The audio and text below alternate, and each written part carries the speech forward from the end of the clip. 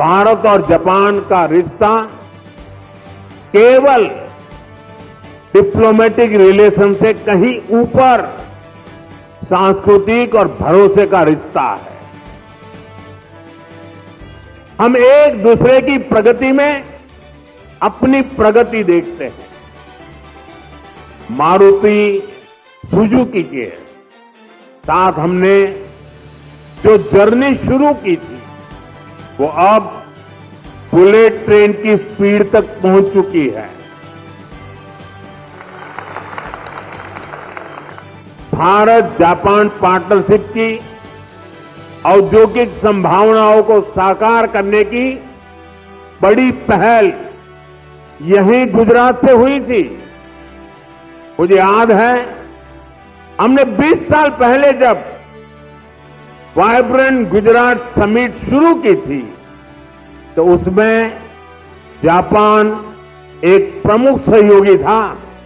आप विचार कीजिए, एक डेवलपिंग कंट्रीज का एक छोटा सा स्टेट, उसका इन्वेस्टमेंट समिट और जापान जैसा डेवलप कंट्री उसका पार्टनर हो, ये दिखाता है कि भारत और जापान की नींव कितनी मजबूत है।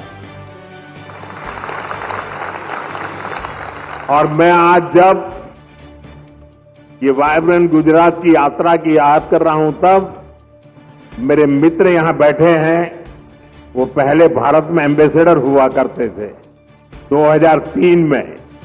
आज वो भी यहां मौजूद है। अब वो रिटायर्ड हो गए हैं, लेकिन उनका भारत प्रेम, गुजरात प्रेम वैसा का वैसा है। मैं उनका भी स्वागत करता हूं।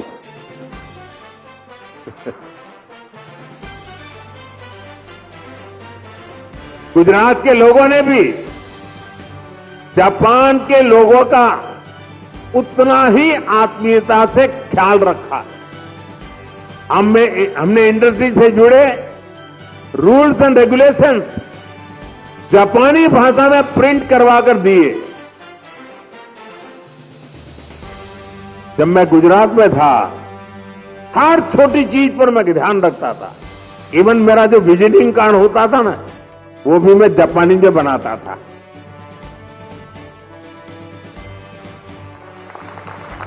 जो वीडियोज बनाते थे हम प्रमोशनल, वो वीडियो को भी जापानी भाषा में डबिंग करवाता था। यानी मुझे मालूम था कि मुझे इस रास्ते पर बड़ी मजबूती से आगे बढ़ना है। और मैं सभी राज्यों को कहता हूं, आसमान खुला है भैया, आप भी मेहनत करो, आओ मैदान में, बहुत फायदा होगा।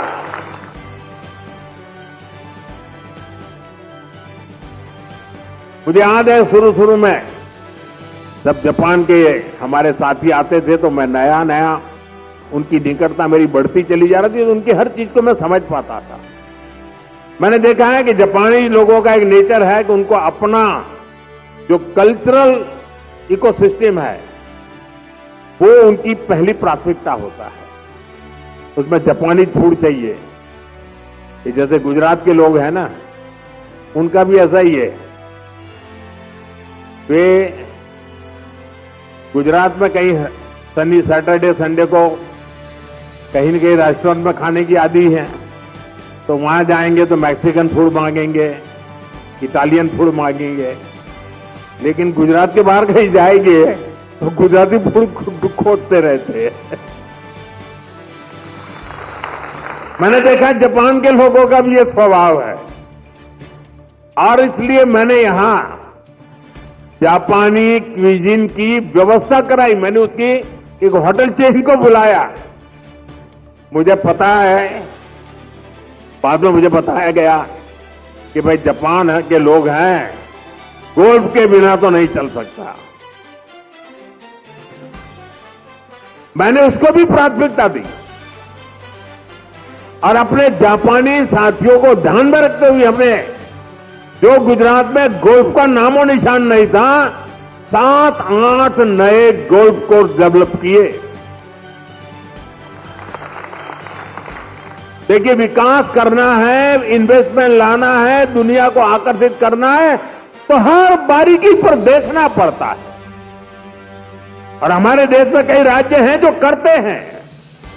जो राज्य पीछे हैं, मेरा उनसे आग्रह है कि आप भी हर बारीकी को अवसर समझिए और विकास की नई दिशा पकड़िए। इतना ही नहीं साथियों, हमारे स्कूल में, हमारे कॉलेजेस में, हमारे यूनिवर्सिटीज में बहुत बड़ी मात्रा में जापानी भाषा सिखाने को प्राथमिकता दी जा रही है। बहुत सारे जापानी भाषा सिखाने वाले टीचर्स आज गुजरात में भी है। कई स्कूलों में जापानी भाषा सिखाई जा रही है। साथियों, हमारे इन प्रयासों से भारत जापान के बीच पीपल टू पीपल कनेक्ट बहुत बढ़ रहा है। स्किल और ह्यूमन रिसोर्स से जुड़ी एक दूसरे की जरूरतों को भी हम पूरा कर पा रहे हैं। मैं चाहूंगा मारुति सुजुकी जैसी कंपनियां भी इस तरह के प्रयासों का हिस्सा बने और यूथ एक्सचेंज जैसे प्रयासों को बढ़ाएं